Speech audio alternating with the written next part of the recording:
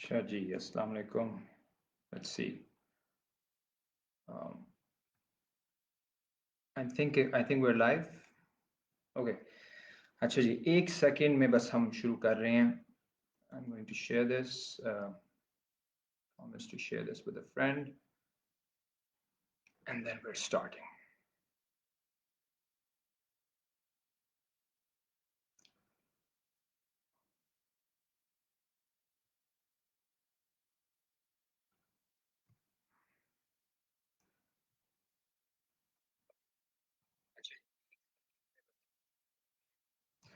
Sorry, थोड़ा सा लोग से शेयर करना था. और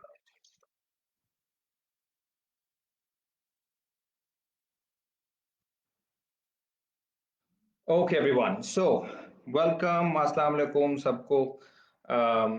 ये एक तो मैं स्टार्ट में आप सबका शुक्रिया अदा करना चाहता हूँ, एक तो ज्वाइन करने के लिए सेशन को, मगर उससे भी ज़्यादा ज़रूरी मैं आप लोग पहले बहुत सारे जो साथी हैं फेसबुक पे पिछला जो कुछ अर्सा था उसमें उन्होंने मुझे बहुत सपोर्ट किया. वो बहुत मेरे लिए, मेरी फैमिली के लिए बहुत एक मुश्किल टाइम था कि बहुत ज़्यादा ताकतवर कुव्वतें थी जो चाहती थी कि हम चुप हो जाएं.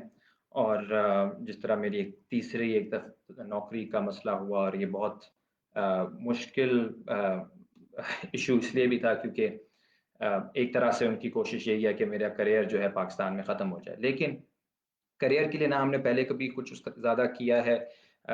ज़िंदगी का मकसद जो है यही होना चाहिए कि हम कोशिश करें कि जितना दूसरों की मदद कर सकें, खिदमत कर सकें, और ख़ास तौर पे एज़ अ टीचर जितना हम पढ़ा सकें, जिसको पढ़ा सकें और जहाँ भी पढ़ा सकें हमें पढ़ाना चाहिए. और पहले भी हम पार्कों में स्टडी सर्कल्स करते रहे हैं, कैंटीन्स पे करते रहे हैं, और अगर आज हम इधर ये कोर्स जो मेरा एक फेवरेट कोर्स था एफसी कॉलेज में, और इसी तरह का एक कोर्स मैं पंजाब यूनिवर्सिटी में ही पढ़ाता था सोशल थ्योरी के नाम से, तो ये कोर्स अब मैं फेसबुक लाइव पे कर रहा हूँ. सो ये एक्सपेरिमेंट है. आई होप इसका जो क्वालिटी है ठीक रहे आवाज़ की, और जो इसके बाद जो रिकॉर्डिंग होगी उसको हम मुकदमा जो चैनल है यूट्यूब उस पर भी डालेंगे. एक और चीज़ मैं कहना चाह रहा था कि ये जो हमने थीम रखी है डेमोक्रेसी, इसकी दो वजूहत. एक तो ये कि पूरी दुनिया में इस वक्त डेमोक्रेसी क्राइसिस में है. हम देख रहे हैं कि आप हमारे खत्े को देख लें, पाकिस्तान, हिंदुस्तान, फिर हमारे नेबर्स की जो हालात हैं, मगर इनको भी अगर आप छोड़ के आप लिबरल डेमोक्रेसी के जो सेंटर्स हैं हिस्टोरिक, जिसमें इंग्लैंड आता है, जिसमें अमेरिका आता है, वहां पे भी जिस किस्म की हुकूमतें इस वक्त कायम हैं, वो जो पूरा सोशल फैब्रिक है, पूरा जो बुनियाद है लिबरल डेमोक्रेसी की, जिसमें कॉन्स्टिट्यूशनलिज्म है, जिसमें एक सर्टन राइट्स जो हैं वो इंश्राइंड हैं लोगों के, जिसमें फ्रीडम ऑफ स्पीच है, उन सब के ऊपर अब हमला है. कहीं पे ट्रंप आ चुका है, कहीं पे बोरिस जॉनसन आ चुका है, कहीं पे ब्राजील में बोल्सोनारो आ चुका है, हिंदुस्तान में मोदी आ चुके हैं. और यही मामला जो है ये पाकिस्तान के अंदर भी है कि यहाँ पे भी जिस तरह हमारे हालात हैं, बहुत ज़्यादा हमें बोलने का मौका नहीं मिल रहा, बहुत ज़्यादा यहाँ पे भी घुटन का एक समा है, और एक जो कुछ लोग सिलेक्टेड सिस्टम कह रहे हैं, ये उस तरह से मामला को चलाने की कोशिश हो रही है. कहने का मतलब ये है कि there is a crisis of democracy, and more particularly of liberal democracy. So ये एक खास किस्म की डेमोक्रेसी का एक कॉन्सेप्ट है जिस पे हम आगे जाके बात करेंगे, लेकिन ये सारी दुनिया में इसका क्राइसिस है.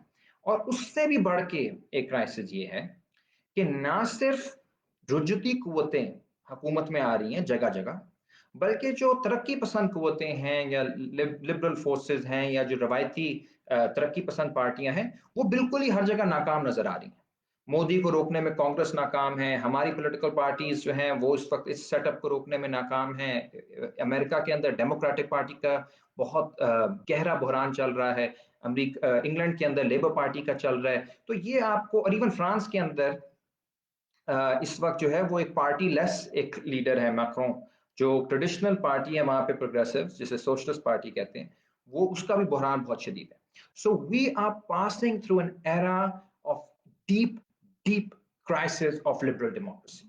There is a question about the legitimacy of liberal democracy कि क्या लिबरल डेमोक्रेसी का वाकई ही कोई मुस्तकबिल है. अब मेरा मकसद जो है इस कोर्स में ये बताना नहीं है कि लिबरल डेमोक्रेसी अच्छी है या बुरी है। मैं खुद जो हूँ, मैं आप लोगों को शुरू में बता देता हूँ, मेरा पर्सपेक्टिव क्योंकि लेफ्ट विंग है, तो मेरी अपनी बड़ी शदीद तनकीद है इस तरह की डेमोक्रेसी की। लेकिन इसका ये मतलब नहीं है कि हम रुजती क़ुव्वतों की तरफ चले जाएँ। जो ज़्यादा अहम बात है वो ये है कि आज ये बड़ा अच्छा टाइम है हम सब के लिए, पर ये सीखने के लिए, ये जानने के लिए कि ये डेमोक्रेसी का कॉन्सेप्ट है क्या? इसमें कमी-बेशी क्या है? और किस तरह से इसको बचाया जा सकता है या कोई और मुतबादिल सामने लाया जा सकता है? और मैं एज़ अ टीचर कभी भी हमेशा स्टूडेंट्स को कहता हूँ कि आप सिंपल आंसर्स की तरफ ना जाएँ। ये ना समझें कि मैं बताऊँगा यार ये ठीक है, ये गलत है। ये एमसीक्यूज़ वाला जो कल्चर है इसको हम बिल्कुल निकालें, रद्द करें। ज़्यादा अहम ये है कि हम तहकीक करें, तारीखी तौर पे भी, और ये जो थ्योरी है, जो फ़लसफ़ा है उसके उसके अंदर भी, कि ये इन आइडियाज़ को डेवलप कैसे किया, इन आइडियाज़ के पीछे सोच क्या थी, इनके ख्वाब क्या थे, क्या लोग चाहते क्या थे, जो डेमोक्रेसी की बात कर रहे थे, क्योंकि एक नया कॉन्सेप्ट था। सो इस सिलसिले में हम ये 8 हफ्तों की सीरीज़ करेंगे, और ये ज़ाहिर नाकाफ़ी है, उसमें बहुत सारे अच्छे हम जो फ़लसफ़ी हैं, थेरिस्ट हैं, उनको पढ़ेंगे, बहुत सारों को नहीं भी पढ़ सकेंगे। तो मेरी एक और गुज़ारिश है इससे पहले कि हम रूसो को शुरू करें पढ़ना, आप इस लेक्चर को सब्स्टिट्यूट ना बनाएँ किताब के लिए। ये एक बहुत बड़ा मसला है जो मैंने देखा है पाकिस्तान के अंदर, कि यंग लोग, स्टूडेंट्स जो हैं उनको क्योंकि अब आदत नहीं है ज़्यादा पढ़ने की, तो उन्हें लगता है लेक्चर पढ़ के वो एक थेरिस्ट को, लेक्चर सुन के वो एक थेरिस्ट को समझ जाएँगे। भई लेक्चर तो 20, 30, 40 मिनट का होता है, उसमें तो एक एक आप मोटी-मोटी बात कर सकते हो। लेकिन बहुत सारी पेचीदगियाँ टेक्स्ट के अंदर होती हैं, और आपका काम ये नहीं है कि आप लेक्चर सुन के कहें कि यार अमार ने रूसो के बारे में ये कहा था तो रूसो ही है। अमार तो एक शख्स है जो रूसो को पढ़ रहा है या पढ़ा रहा है। आपने अपने अंदर ये सलाहियत पैदा करनी है कि कल को आप खुद रूसो को पढ़ें, या जो हम बाद में पढ़ेंगे मार्क्स को पढ़ेंगे, जेम्सन को पढ़ेंगे, और बहुत सारे राइटर्स हैं जिनको हम पढ़ रहे हैं इस कोर्स में।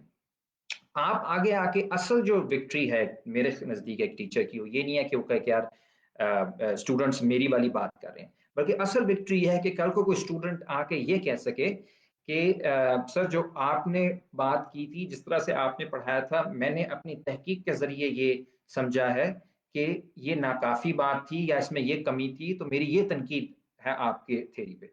इससे टीचर छोटा नहीं हो जाता।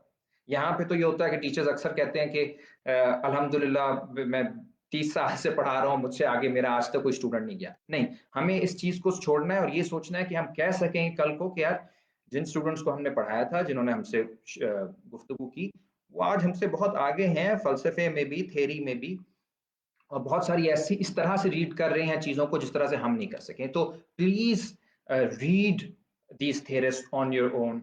Do not rely on one teacher. Do not rely on one lecture. Rely on your own mental faculty because you are smart enough to understand things on your own. ठीक है जी, ये तो एक मैंने मोटिवेशनल स्पीच जितनी कर सकता था मैंने कर ली। आगे अब हम चलते हैं आज के टॉपिक के ऊपर। रूसो। रूसो बहुत ही एक इम्पोर्टेंट थिंकर है मॉडर्निटी का, और ये जो 17वीं 18वीं सदी के अंदर जो एक पूरा मिलियू था यूरोप के अंदर, जिसको हम एनलाइटनमेंट भी कहते हैं, एक पूरा आइडिया ये आना शुरू हुआ बहुत अरसे बाद कि अब जो दुनिया है उसको चर्च नहीं चलाएगी, उसको मजहब की बुनियाद पे नहीं चलाया जाएगा, उसको बादशाहत की बुनियाद पे नहीं चलाया जाएगा, जबर की बुनियाद पे नहीं चलाया जाएगा। अब एक ऐसे वक्त की तरफ हम बढ़ रहे हैं जिसके अंदर इंसान जो है वो आजाद होगा अपने फैसले करने के लिए, और जो चीज उसे गाइड करेगी वो जुल्म जबर नहीं होगा, वो खौफ नहीं होगा, बल्कि वो रीजन होगा। यानी हम अपनी अकल की बुनियाद के ऊपर फैसले करने की सलाहियत रखते हैं, और हमारे जो फ्रीडम होगी उसका मतलब ये होगा कि हम अकल की बुनियाद के ऊपर अपनी जिंदगी गुजारें। सो reason and freedom were the two main themes that Enlightenment philosophers were pushing for, were illuminating. और बड़े जो सवाल थे रूसो के लिए वो यही थे कि किस किस्म का माशरा जो है वो आज़ाद भी हो सकता है और अकल की बुनियाद पे चल सकता है। अब आप ये सोचें कि ये 18वीं सदी है और इसमें ज़्यादा बादशाहते हैं और बहुत ज़्यादा जुल्म है, जबर है। आज भी जिस तरह से है, उस वक्त पीछे चर्च भी थी उधर यूरोप में, और भी बहुत सारा मसाइल थे। सो ऐसे में अब आपने एक थिंकर आ रहे हैं सामने जो कि जनरल विल की बात कर रहे हैं, यानी हमारे अमूमी मफाद की, हमारी अमूमी ख्वाहिश की, और उस पर अभी मैं बात करता है, आज हम उसको डिस्कस करेंगे। लेकिन रूसो की खास बात यह है, and this is why he is important, he is considered the brain, the philosopher, the philosophical inspiration behind the French revolution. Although French revolution से बहुत पहले वो फौत हो गए थे, लेकिन फ्रेंच रेवोल्यूशन को जो लाने वाले लीडरान थे, जिनमें रोबेस्पियर भी थे, सॉन्जूस थे, और बहुत सारे जो डाउनटन और भी इस तरह के, वो सारे के सारे रूसो से बहुत इंस्पायर्ड थे। यानी ये एक रेवोल्यूशनरी थिंकर सब माने जाते थे 18वीं सदी के, 19वीं सदी के, क्योंकि माशरे के अंदर बहुत बड़ी तब्दीली की बात कर रहे थे, बहुत बड़ी एक उठान, एक बहुत बड़ा इनकलाबी रुझान जो है, उसको ये एक तरह से अपने लफ्जों के अंदर उसको एक शक्ल दे रहे थे। So he was a very important revolutionary thinker, जिसकी वजह से ये बहुत कंट्रोवर्शियल भी है, क्योंकि जो खून खराबा हुआ इनकलाबात के अंदर, ना सिर्फ फ्रांसीसी इनकलाब के अंदर, बल्कि रशियन इनकलाब के अंदर भी, चीनी इनकलाब के अंदर भी, पेरिस कम्यून के अंदर भी, और भी जो भी 19वीं 20वीं सदी के अंदर इनकलाब आता है, बहुत सारे पॉलिटिकल थियरिस्ट कहते हैं कि उसकी भी जो जड़ है वो रूसो है। यानी एक तरह से रूसो जो है वो he is the philosopher of totalitarianism, जबर का। सो एक तरफ रूसो जो है वो फिलोसोफर है आजादी का, अकल का, इनकलाब का, बहुत सारे लोगों के लिए, और वही रूसो बहुत सारे और लोगों के लिए जबर का और वहशत का और दरिंदगी का फलसफी है। So it's he is a very controversial figure. तो वो आप लोग डिसाइड करें किस तरफ है, लेकिन अभी हम उनके लिए उनकी जो मेन बातें हैं उसकी तरफ आते हैं।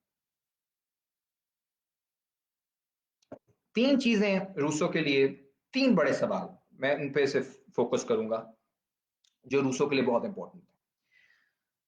पहला ये है कि क्या जबर की हुकूमत लेजिटिमेट है, यानी क्या कानूनी तौर पर आप जबर के अंदर लोगों को रख सकते हो? This is a very important question, because उस वक्त जो है बादशाह थे। Can there be a contract between an oppressor and the oppressed? This is the first question. Second question, can ordinary people become the sovereign? क्या आम लोग हाकिम बन सकते हैं? क्या उनकी हाकमियत आ सकती है? यानी ताकत जो है, क्या वो बादशाहों से हट के अवाम की तरफ जा सकती है? और तीसरा, अगर कोई शख्स जबर कर रहा हो, या कवानीन को, या जो असूल हैं रहनुमा किसी भी रियासत के या माशरे के, उनको तोड़ रहा हो, तो क्या उनके खिलाफ बगावत जायज है? ये तीन सवाल सेंट्रल है मेरे लिए जब रूसो को मैं पढ़ता हूं, कि ये this is what he is really trying to get at, कि ये क्या क्या मैं रिपीट करता हूं। पहला, क्या जबर पे हुकूमत जो कायम है वो जायज है? दूसरा, क्या अवाम की हाकमियत मुमकिन है, आम अवाम की? और तीसरा, क्या जब कोई वायलेशन होती है, जबर होता है, तो उसके खिलाफ बगावत जायज है या नहीं? So we gonna come to these one by one, और मैं अपने नोट्स से आप लोगों को थोड़ा सा इसको गाइड करता हूं। पहला सवाल जी, ये है आपकी जाबराना हुकूमत के हवाले से। आपकी इस मुराद 18वीं सदी की, मैं आजकल के ऊपर आपको पता है ज्यादा नहीं बात करता। आज क्या आप अगर जब हम जाबराना हुकूमत की बात करते हैं, तो कहते हैं कि जो जाबर है उसका रिश्ता क्या है अवाम के साथ? It is one of force.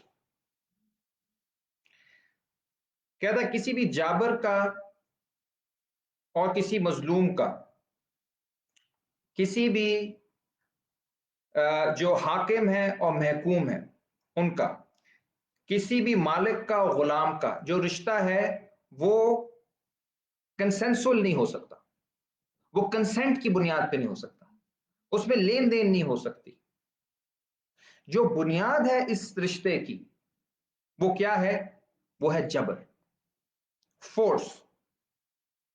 अगर दूसरा कहता है अगर किस मेरे पास ये ताकत मौजूद है कि मैं आपके ऊपर हावी हो जाऊं, तो मुझे आपके ऊपर हावी होने के लिए आपको कोई दलील देने की जरूरत ही नहीं।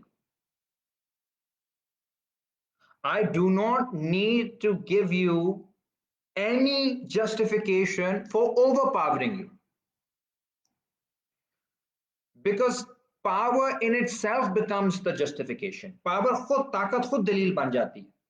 मैं आप पे इसलिए जबर कर रहा हूं क्योंकि मैं कर सकता हूं, मुझे क्या जरूरत है कि मैं आपको कोई कोई दलील दूं। अच्छा, आप कहते हैं एक एक बहुत ये बात होती है कि जी नहीं, बहुत सारे लोग जो हैं वो सहते हैं क्योंकि वो जुल्म को सह रहे होते हैं, तो हो सकता है कि ये कॉन्ट्रैक्ट का हिस्सा हो कि हमने जुल्म को सहना है। वो कहते हैं दो तरह के लोग सिर्फ सह सकते हैं जुल्म। एक वो जो मजबूर हैं, इनकी तो समझ आती है, मजबूर हैं तो मजबूरी में क्या करें, उन्होंने उन्होंने सहना ही है। लेकिन कहता है दूसरे जो हैं वो हैं पागल। कोई पागल ही होगा जो कहेगा कि मेरी आजादी मुझसे छीन लो, यानी उसके पास मौका है अपनी आजादी के लड़ने का, लेकिन वो खुद ही कहता है कि नहीं यार, मेरा दिल कर रहा है गुलामी करने का।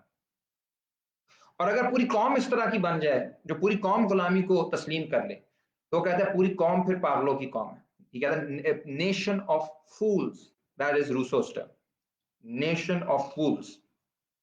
और कहता है फूल्स या mad man don't have any rights. So जिनको पता ही नहीं है कि दुनिया क्या है क्या नहीं है, हकूक क्या है क्या नहीं है, वो खुद कौन है कौन नहीं है, हाकमियत क्या होती है, गुलामी क्या होती है, जब उन्हें इन बातों से वो आशना ही नहीं है तो फिर उनके साथ क्या कॉन्ट्रैक्ट होने और उनको क्या हकूक मिलने।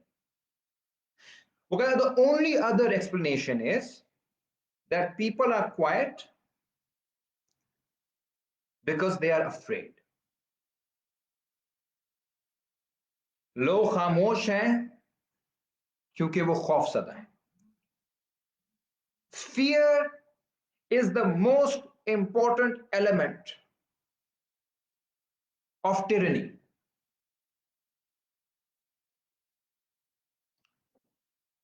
जुल्म का, जबर का जो सबसे अहम जुज है वो खौफ है। कहते कोई भी रियासत जो जो लोगों पे जुल्म कर रही है, जबर कर रही है, कवानीन को नहीं मान रही, उन लोगों के हकूक नहीं दे रही, वो इसलिए नहीं कर रही क्योंकि सब लोग वहां पे पागल हैं और वो कह रहे हैं हमें और मारो। ऑल्दो कभी कभी ऐसा भी हो जाता है, लेकिन कहते हैं ये मामला नहीं है ना। मामला ये है कि लोग जो हैं उन्हें पता ही नहीं चल रहा कि उनके साथ जुल्म हो रहा है। उन्हें वो इसलिए बर्दाश्त कर रहे हैं जुल्म को क्योंकि वो खौफजदा है, और वो खौफजदा इसलिए हैं क्योंकि उन्हें पता है कि अगर वो इसके खिलाफ कोई बात करेंगे तो उनके उनके ऊपर बहुत सारा जुल्म हो सकता है, बहुत ज्यादा जबर हो सकता है, उनकी मिसाल बनाई जा सकती है। इन other words, a republic or a state or a society that is run by fear cannot have any virtue. उसमें कुछ कोई कोई पायटी, कोई नेक काम, कोई कोई किसी भी किस्म की ऐसी चीज जिसे आप कह सको कि कोई कोई फलसफा है उसके अंदर, या उसके अंदर कोई इवन कोई स्पिरिचुअलिटी है, ऐसा कुछ नहीं। जो सोसाइटी खौफ की बुनियाद पे कायम है वो एक जागीरदाराना माशरा है, जिसमें लोगों को डर है जागीरदार के आगे बोलेंगे तो मार पड़े, इसलिए खामोश हो। which is why any tyrannical nation state जिसको पता है कि उसके पास वो इस वजह से हुकूमत में है क्योंकि वो जबर उसका जरिया है, यानी जबर के जरिए वो हुकूमत में है, ऐसी कोई भी रियासत लोगों को कानून के मुताबिक ट्रीट नहीं करेगी, वो लोगों को इस तरह से उस पर जुल्म करेगी कि उनकी मिसाल बन जाए। लटका देना, मारना, पब्लिक में मारना, तोहमतें लगाना, फांसी पे चढ़ा देना, कोड़े मारना, लोगों को गायब कर देना, these are all spectacular forms of violence. इनका मकसद ये है कि इनका मकसद कानून के मुताबिक आपको सजा देना नहीं है। इनका मकसद ये है कि आपको बताया जाए कि असल में जागीरदार कौन है और जब आप लाइन को क्रॉस करते हो तो आपके साथ क्या हो सकता है। इन अदर वर्ड्स, इनका मकसद ये है कि आपके अंदर खौफ को तारी किया जाए, आपके ऊपर खौफ को तारी किया जाए, आपके अंदर खौफ को बिठाया जाए। You should be filled with fear, trembling with fear, so that you kneel in front of power. You obey. Obedience is what power, tyrannical power, demands. And this is exactly जो बाद में फूको वगैरह और ये जो हमारे 70s 80s के अंदर बड़े बड़े थेरिस्ट हैं, वो ये कहते हैं कि power basically obeys, it tries to overpower. आपको जिस्मों को, आपके जहनों को ओवर पावर करने का नाम है पावर, कि आपके ऊपर वो अपनी अपनी ताकत को कायम करें, अपनी हाकमियत को कायम करें। That is what power is, and this is what tyranny does. सो पहला क्वेश्चन जो है हमारा क्लियर हो गया कि जो tyrannical regimes हैं, are they legitimate? Answer is, according to Rousseau, no. They exist on the basis of force, and if there's a greater force, अगर माशरे के अंदर उससे बढ़ के कोई ताकत आ जाए तो उनके पास उतना ही हक होगा उस हुकूमत को गिराने का जितना इस हुकूमत के पास है लोगों पे जुल्म करने का। There is no contract, there is anarchy, there is lawlessness, there is tyranny. और यहां पे बहुत अरसे बाद, रूसो के बाद बहुत अरसे बाद, माओ जब आते हैं चाइना में तो ये बहुत फेमस लाइन देते हैं इसी थ्योरी के अंदर, इसी फलसफे के अंदर, कहते हैं it is right to rebel, बगावत करना दुरुस्त है। क्यों? क्योंकि जो जो निज़ाम कायम है वो जबर पे है, और अगर आप जबर का मुकाबला करने में कामयाब हो जाते हो फिर आपको कोई जरूरत नहीं है जबर को बर्दाश्त करने की। Now we come to the second question, which is a very important question for Rousseau, which is, can there be the sovereignty of people? क्या अवाम सॉवरन हो सकते हैं? क्या अवाम हाकिम हो सकते हैं? ये एक बहुत मुश्किल सवाल है फलसफे में, और जितना आप इसको पढ़ेंगे उतना ही मुश्किल होता रहेगा, क्योंकि अवाम कौन है, हाकिम कौन है, कानून कैसे बनेगा, इलेक्शंस कैसे होंगे, there are all kinds of questions that come up, जिनको भी हम डिस्कस करते हैं। But the basic question is this, can there be the rule of the people? अब यहां पे मामला पेचीदा होते हैं। रूसो कहता है हो सकता है, बिल्कुल हो सकता है, लेकिन उसकी शर्त है कि जो अवाम है वो इस वक्त मजलूम इसलिए है क्योंकि वो बटी हुई है, वो जबर का शिकार इसलिए है क्योंकि वो तकसीम दर तकसीम का शिकार है। अगर अवाम इकट्ठी हो जाए तो फिर अवाम की हाकमियत हो सकती है। If the people are able to come together and show their power, then the people's power exists. अब इसमें मैं एक चीज क्लैरिफाई कर दूं, वो ये नहीं कह रहा कि इसका मतलब ये है कि हम मेजॉरिटेरियनिज्म की तरफ चले जाएं, कि मेजॉरिटी जो कह रही है ठीक है, यानी मेजॉरिटी जो है हिंदुस्तान के अंदर इस वक्त कह रहे हैं कि मुसलमानों पे जुल्म करो, मेजॉरिटी पाकिस्तान के अंदर कह रहे हैं कि गैर मुसलमानों पे जुल्म करो, अमेरिका में मेजॉरिटी कह रही है कि जो इमिग्रेंट्स हैं उन पे जुल्म करो। तो इसका मतलब है सारी मेजॉरिटीज जो हैं ठीक है, नहीं, that is not for Rousseau the general will. वो कहता है जो जनरल विल है और मेजॉरिटेरियन विल है उसमें फर्क है, और वो फर्क क्या है? मेजॉरिटेरियन विल जो है वो चाहे 95% की बात करती हो, लेकिन वो किसी एक मखसूस ग्रोह की बात करती है, वो असूल की बात नहीं करती, वो ग्रोह की बात करती है, उसकी सोच जो है वो ग्रोही होती है। On the other hand, for a will to be truly general, it has to be also universal. In other words, it has to be guided by reason, by principles. अगर मैं अपनी जात से आगे नहीं सोच सकता और मैं अपने साथ 1 करोड़ बंदे को जमा कर लेता हूं जो अपनी ही जात के बारे में सोच रहा है, तो ये जनरल विल नहीं है, ये हम सब एक ये हजूम है उन लोगों का जो अपने बारे में सोचे। इसके मुकाबले में अगर मैं 50 लोगों को भी जोड़ देता हूं जिनके लिए मसला ये नहीं है कि सिर्फ मेरी जात के साथ ये हो रहा है, बल्कि उनका मकसद ये है कि वो ये जाने कि मेरा बाकी इंसानों के साथ क्या रिश्ता है और किन उसूलों की बुनियाद पर हम हकीकी मानों में इंसानी फलाही रिश्ते आपस में बना सकते हैं। Principles become more important than numbers.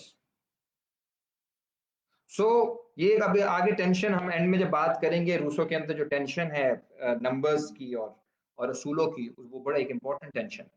तो कहता है अगर असूल ये है जनरल विल का कि मैं कहूं कि जो ये जो मैं बात कर रहा हूं ये सिर्फ मेरे लिए ठीक नहीं है, मैं अगर कोई भी होता, मैं आज लाहौर में रहने वाला एक टीचर हूं जिसके पास नौकरी नहीं,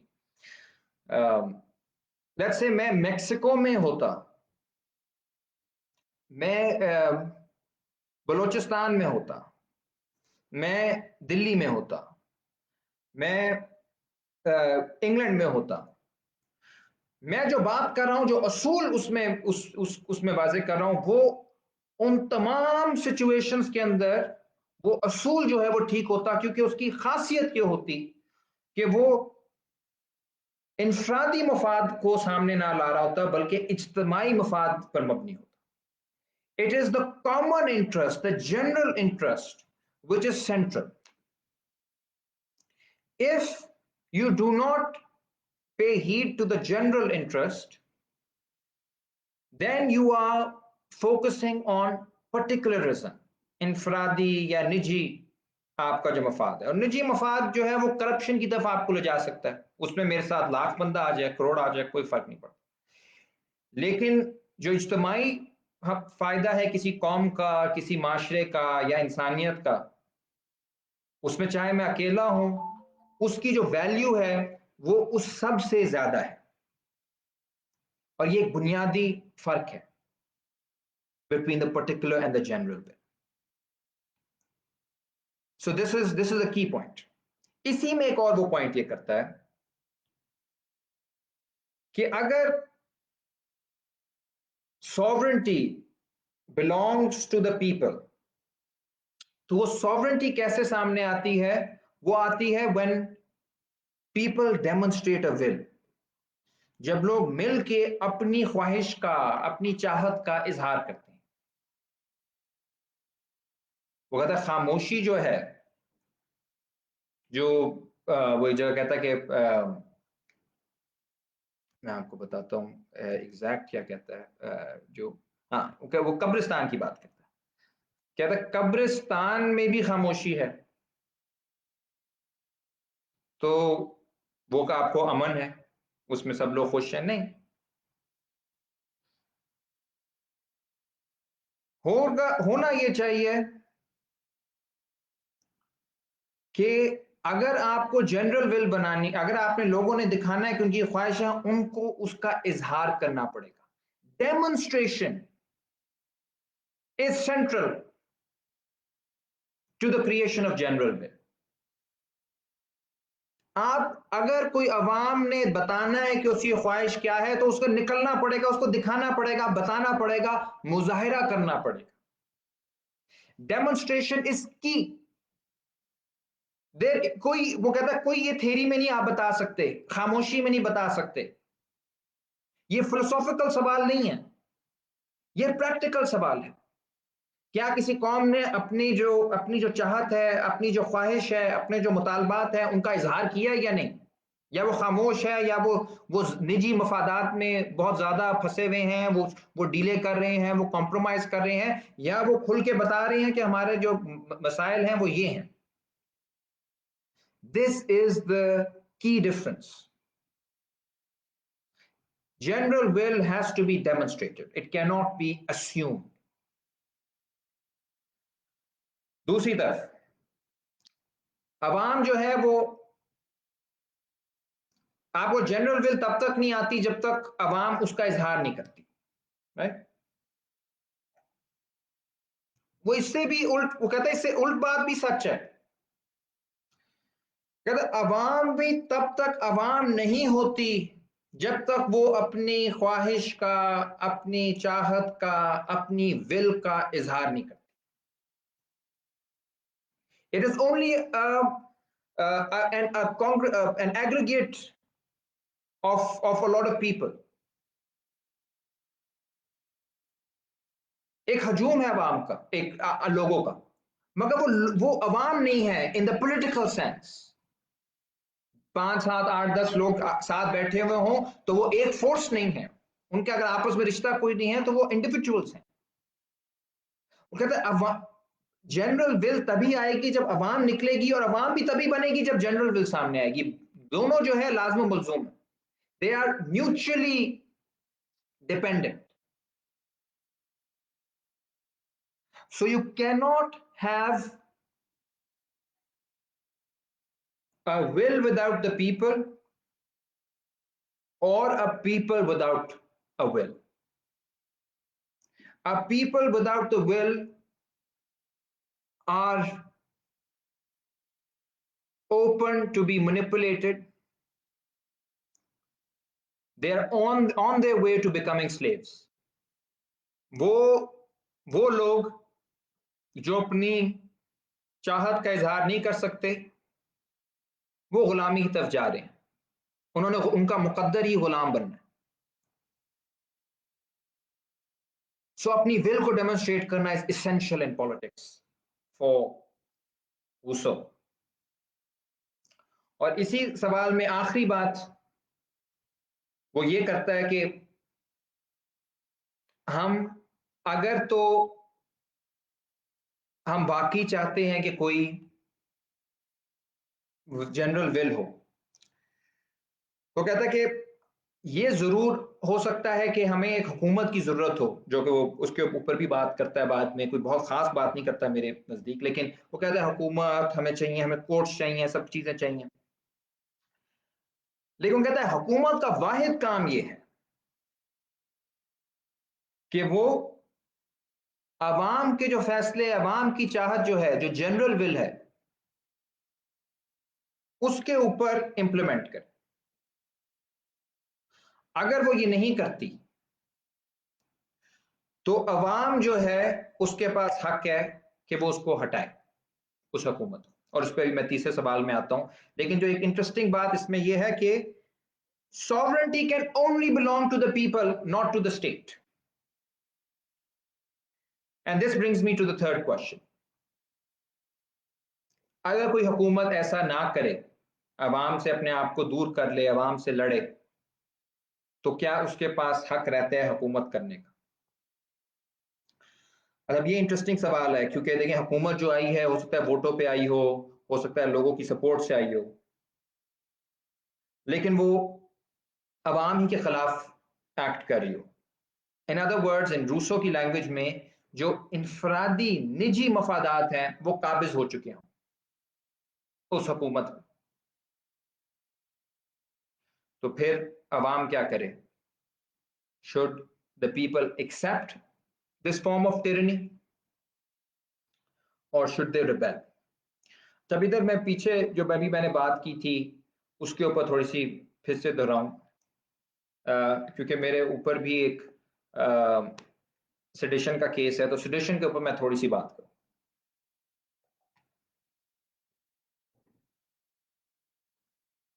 इन a republic can the people be seditious? Sedition का क्या मतलब? Someone who is trying to deprive the sovereignty of the people. जो हाकमियत है अवाम की वो उससे छीन रहा है। अब इसका फैसला कौन कर सकता है? इंटरेस्टिंग बात रूसो के अंदर ये है कि जो रियासत है उसके पास हाकमियत नहीं है। The state is not sovereign. The sovereign is the people who have demonstrated their general will. In other words, if the sovereign are the people, then how can the sovereign indulge in sedition against itself? अगर हाकिम अवाम है तो अवाम अपने खिलाफ बगावत कैसे कर सकती? इसका मतलब है कि अगर सेडिशन का इल्जाम लगता है, इसका मतलब है अगर बगावत का इल्जाम लगता है, गद्दारी का इल्जाम लगता है और रियासत की तरफ से लगता है, तो फिर हमारे कान खड़े हो जाने चाहिए और हमें ये सोचना चाहिए कि रियासत क्यों कर रही है। ये सारे जो लॉज हैं सेडिशन के, हमारे भी इधर बाकी भी दुनिया में, हमारे अगर हम देख लें तो ब्रिटिश का लॉ है। ब्रिटिश ने बनाया था कि इंडियन के खिलाफ लॉ बनाया था कि ये गद्दारी कर रहे हैं। किससे गद्दारी कर रहे हैं? इंडियन अवाम से। इंडियन गद्दारी कर रहे हैं। फॉरेन एजेंट होने का भी इल्जाम लगाया था। भगत सिंह फॉरेन एजेंट है किसका? जो जज उनका केस सुन रहा था वो गोरा था। तो कौन कौन एजेंट, कौन है फॉरेन, कौन है इंटरनल, कौन है सेडिशियस, कौन है पेट्रियोटिक? ये तो बहुत मुश्किल सवाल है। अब इसमें की क्या है हमारे लिए रूसो के पर्सपेक्टिव से? तो कहते हैं अगर कोई रियासत ये कह रही है कि अवाम सेडिशियस है, अवाम के ऊपर इल्जाम लगा रही है, तो इसका मतलब है कि वो अवाम की जो जनरल विल है, यानी अवाम जो है उसके ऊपर हमला कर रही है। क्योंकि रियासत माउथ पीस है, वो रियासत सिर्फ एक जरिया है अवाम के लिए अपनी अपनी बातों को मनवाने का। मगर अगर रियासत काबिज है तो वो सेडिशन की बात करके या जबर करके वो साबित कर रही है कि वो काबिज है, जो कि ब्रिटिश स्टेट ने किया। लेकिन मैंने से बात ब्रिटिश स्टेट के बारे में की और किसी के बारे में।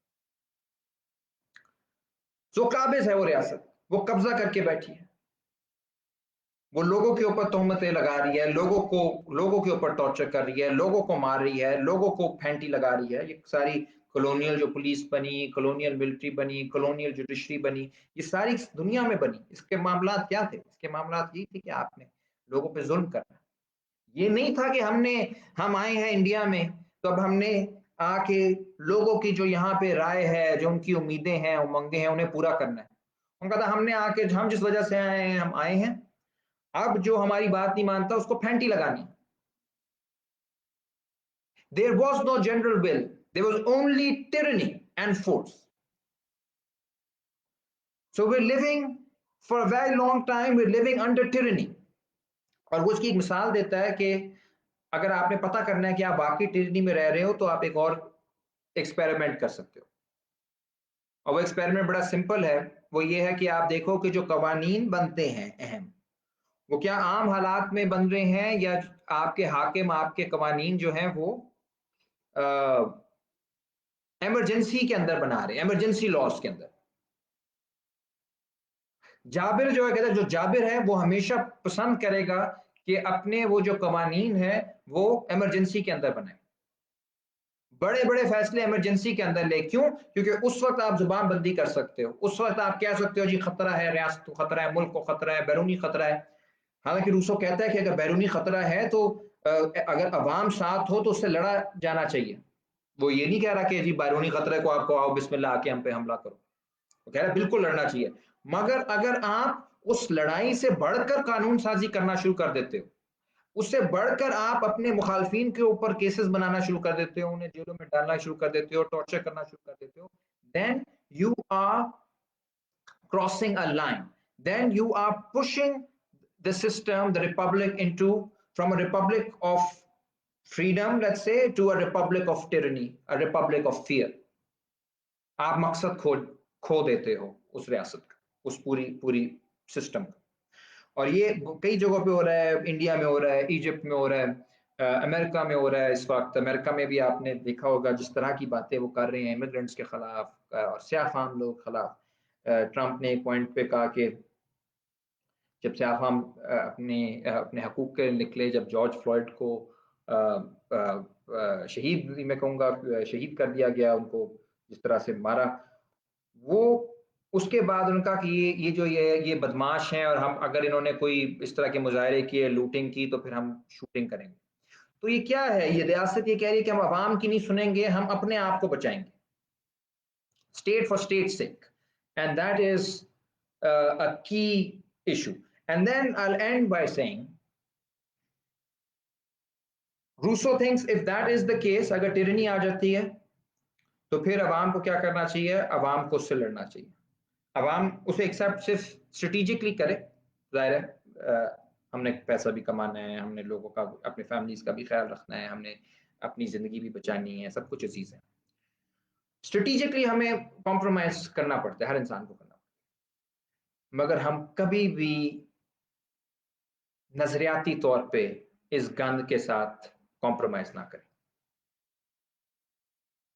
We should never accept it because we know or we should know that this is nothing but tyranny. It is tyranny that we're living under. And if we're living under tyranny, we should always prepare for a revolution. और कहते हैं revolution एक ऐसा time है जिसमें बहुत सारे लोग जो हैं, पूरा माशरा जो है वो यकजा हो जाता है, उसके अंदर एक नई एक नई सेंस ऑफ प्राइड आती है, एक नई सेंस ऑफ नॉलेज आती है, एक नई सेंस ऑफ एक्टिविटी आती है, एक एक दूसरे से जो रिश्ता है जो हुकूमतों ने तोड़ दिया होता है, वो रिश्ता वापस जोड़ने की कोशिश होती है। Because what is the general will? The general will is my ability to connect with you and your ability to connect with others. जब हम सब एक दूसरे से कनेक्ट करते हैं, हम जनरल विल हैं। और क्या काम है जाबिर हुक्मरानों का? वो ये है कि वो एक दूसरे को के करीब ना लोग को आने दें, एक दूसरे को तोड़े रखें, डिवाइडेड रखें, तकसीम दर तकसीम। ये बुनियादी डिवाइडिंग लाइन है between those who want to create a general will and those who want to annihilate the general will. I will leave you with a few questions because मैं बहुत ज़्यादा दब्बा नहीं कर सकता सेशन, और मैं देख रहा हूँ बहुत सारे साथी क्वेश्चन कर रहे हैं और मैं आप लोग को लिख के रिस्पॉन्सेज दूंगा, and hopefully I will write something on this, ताकि आप लोग के क्वेश्चंस के हवाले से ही, वरना ये बहुत लंबी हो जाएगी आज की टॉक।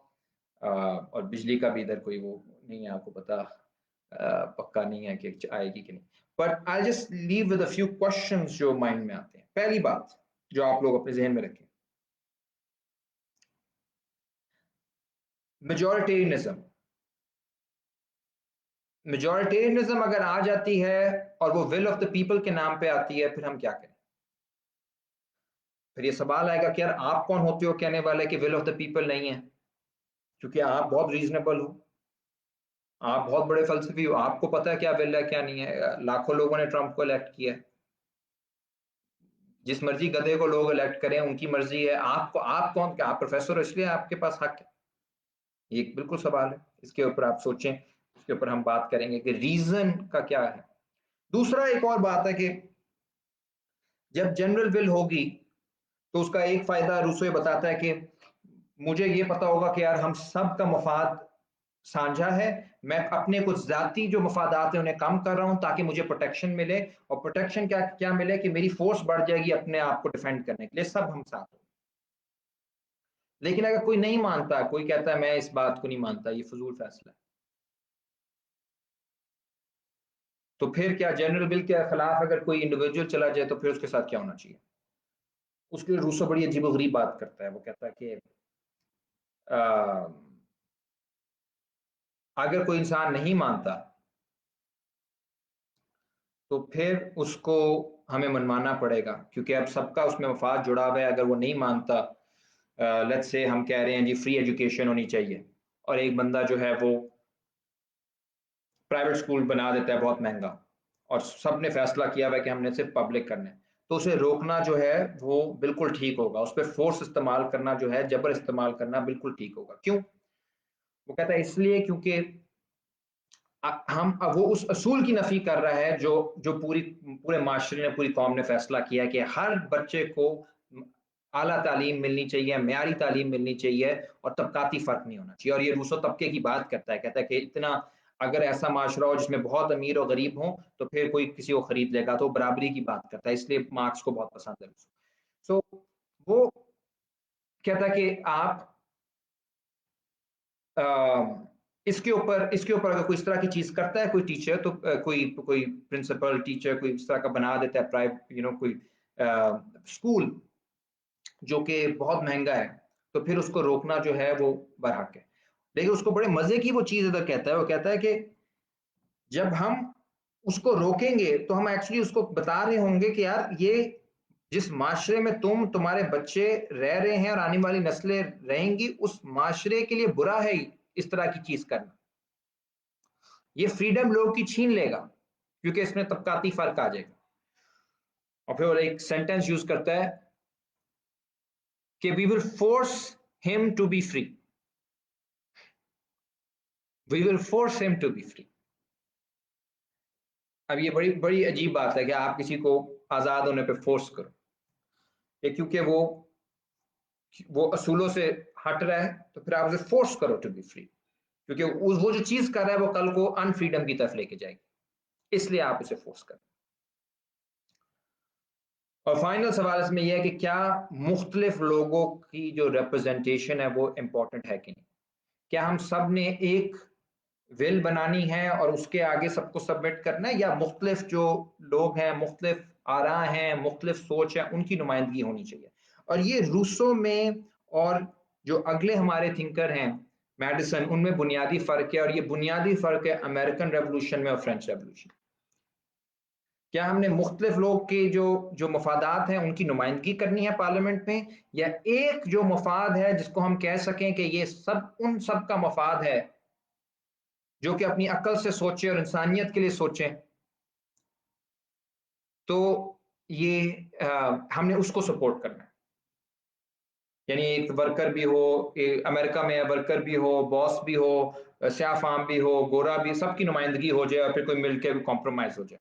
जबकि रूसो का है कि नहीं, अगर टैक्स गलत है तो गलत है, महंगाई गलत है तो गलत है। ये नहीं हो सकता कि आप कह लो कि जी बीकन हाउस का भी आ जाए उसमें पॉइंट ऑफ व्यू, हमारे स्टूडेंट्स का भी आ जाए, सबका आ जाए। नहीं, एक आपको पोजिशन लेनी, ये एक बहुत बड़ा फर्क है इन दोनों सोचो। सो हम खत्म इस आज वाले सेशन को इस बात पे करते हैं कि ये जो सारी चीज है, इन सारे जो सोशल जो जिसको जनरल विल हम कह रहे हैं, इसी को रूसो कहता है सोशल कॉन्ट्रैक्ट। और इसमें इंपॉर्टेंट बात है कि सोशल कॉन्ट्रैक्ट कोई मुआहदा नहीं कि रियासत और अवाम के दरमियान, ये नहीं है सोशल कॉन्ट्रैक्ट। ये अक्सर लोग कहते हैं यही क्या बात हुई कि हम मुआहदा साइन करेंगे, मुआहदा नहीं है। रियासत अवाम के दरमियान मुआहदा नहीं है, ये अवाम का अवाम के साथ मुआहदा है, हमारा आपस में मुआहदा है। रियासत सिर्फ जरिया है। Social contract is not a contract between two parties, it is the coming together of the people as a people and demonstrating their general will. It is basically जिस तरह हम आइन की बात करते हैं या कोई भी अगर इस तरह का डॉक्यूमेंट अवामी डॉक्यूमेंट आ जाता है सामने, वो हमारा सिर्फ रियासत से नहीं है रिश्ता, वो हमारा आपस में रिश्ता है। अकॉर्डिंग टू रूसो, मेरा और आपका रिश्ता है। सो when someone attacks the social contract, they are not attacking one group or the other group. They are undermining the relationship that we all have with each other. हम सबका जो आपसी रिश्ता है उस पे हमला होता है जब भी सोशल कॉन्ट्रैक्ट पे हमला होता है। इसलिए जो है वो ये आइन और ये डॉक्यूमेंट्स, इनकी इतनी अहमियत रही है पॉलिटिकल थ्योरी में, क्योंकि ये रिश्ता कायम करते हैं अवाम का अवाम के साथ, ये अवाम को अवाम बनाते हैं। और हमेशा जाबरों की कोशिश ये होती है कि उनको अंडरमाइन किया जाए, ताकि हम अपना जुल्म जो है वो ज़्यादा आसानी से कर सकें। एनीवे, ये thank you so much for your patience. तकरीबन 1 घंटा मैं बोलता रहा हूँ, आप लोगों ने सुना, अभी बहुत लोग सुन रहे हैं, आपके सवाल आ चुके हैं, मैं इनका रिप्लाई करूंगा। मैं एक छोटी सी समरी लिखूंगा इंशाल्लाह 1-2 दिनों में, और वो इसी कॉन्वर्सेशन के नीचे डाल दूंगा। Thank you so much. और नेक्स्ट वीक हम मेडिसिन की जो थेरी है रिप्रेजेंटेशन की, जिसमें एक तरह से तनकीद है रूसो की, उसके ऊपर बहस करेंगे। ओके जी, टेक केयर, खुदा हाफिज।